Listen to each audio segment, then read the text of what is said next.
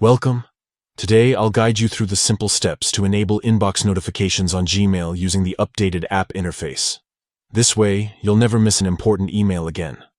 First, open the Gmail app on your Android device.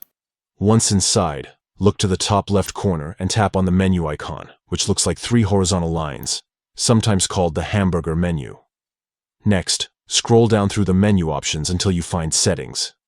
Tap on it to open your Gmail settings. Now, select the email account for which you want to enable notifications. This is especially useful if you manage multiple Gmail accounts on the same device. After selecting your account, tap on Manage Labels.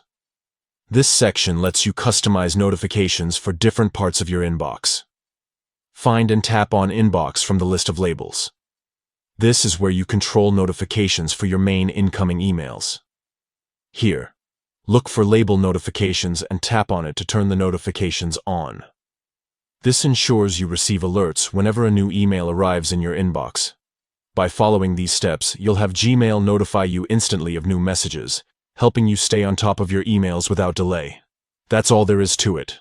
With inbox notifications enabled, you can stay connected and responsive whether it's for work, personal messages, or anything in between. Thanks for watching, and enjoy your streamlined Gmail experience.